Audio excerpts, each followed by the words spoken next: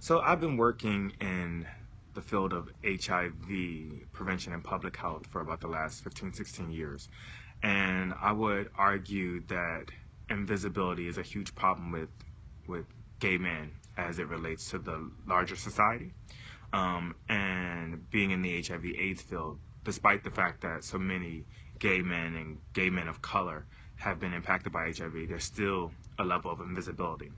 What that invisibility often looks like is neglecting our needs, such as beyond our HIV status or other health needs, family planning, trying to navigate professional arenas and leadership pipelines.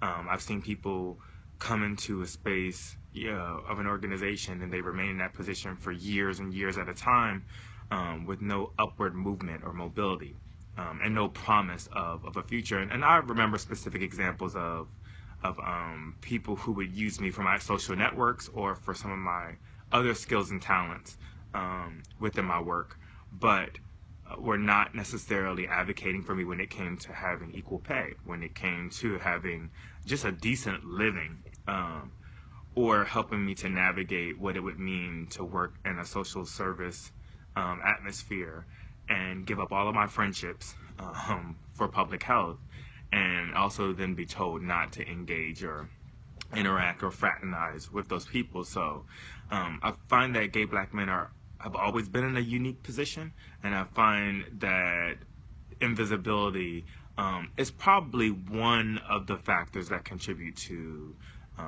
sort of the sadness, depression, and loneliness that many of us feel at different times, and particularly in this field.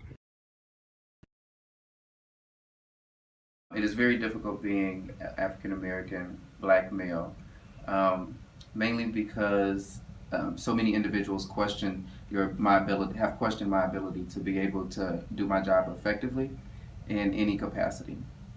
So, what that looks like is working for a previous agency that I worked at, where we serviced the homeless veteran population.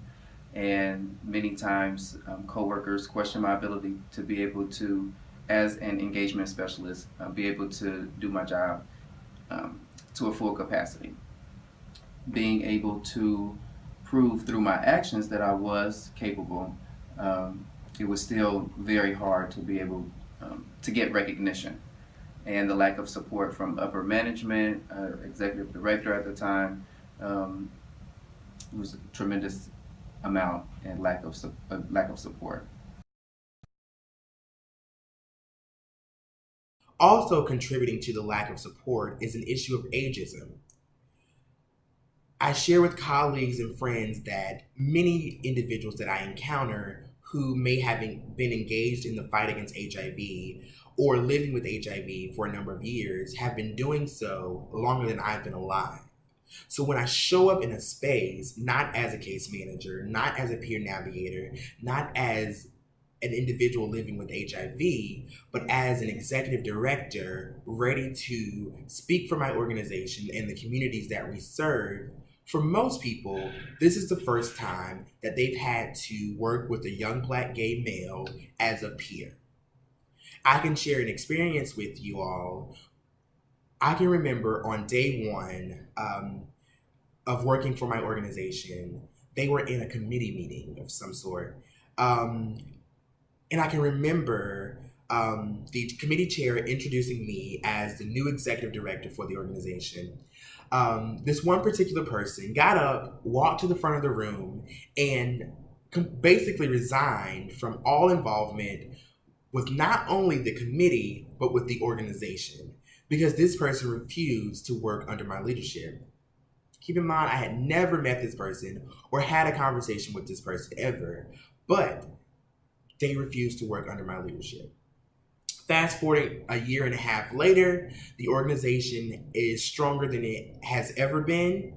The organization continues to grow, and my qualifications and ability to lead continues to be called into question.